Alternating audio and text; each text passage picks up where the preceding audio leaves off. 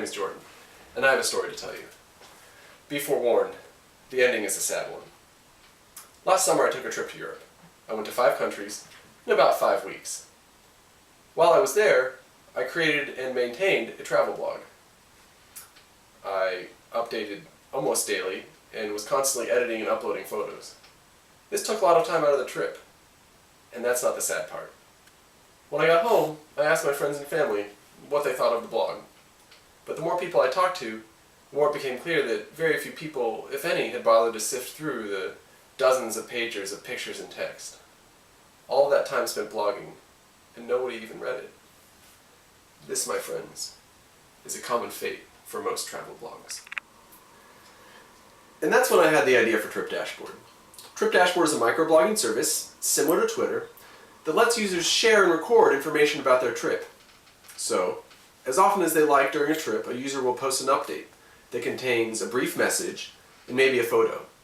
This update is then posted to a page where friends and family can see it. Trip Dashboard takes microblogging one step further, however, by actually analyzing the content of the user's updates. So, for example, we'll look at things like the user's location, the foods they've eaten, or the landmarks they've visited. And from that information, it creates charts and graphs and lists. So, for example, it might create a map of their route, or a graph showing the modes of public transportation they've used, or a list of their favorite foods.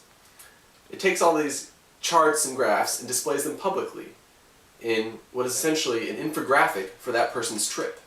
This image shows some concept art for what one person's trip dashboard might look like. It has a title, a map of their route, some interesting numbers, a list of their favorite meals, 2 graphs, and a list of new words that they learned. The core idea behind Trip Dashboard is that something like this would be generated automatically for each user based on their updates. The idea for Trip Dashboard was bouncing around in my head when I met Brett at a local startup weekend event. After I got to know him, I realized that he had a perfect set of skills to complement my years of experience developing software. As a human factors engineer, I can work with Jordan as he develops the back end of the Trip Dashboard interface and ensure a seamless customer interaction. My interest in relocating to Chile goes back several years, and both of us recognize Santiago is a great place to do business. We look forward to participating in your startup community there, as we have done in our previous locations, and both of us want to be ambassadors for Chilean entrepreneurship as we grow our company from the concept phase to a global business.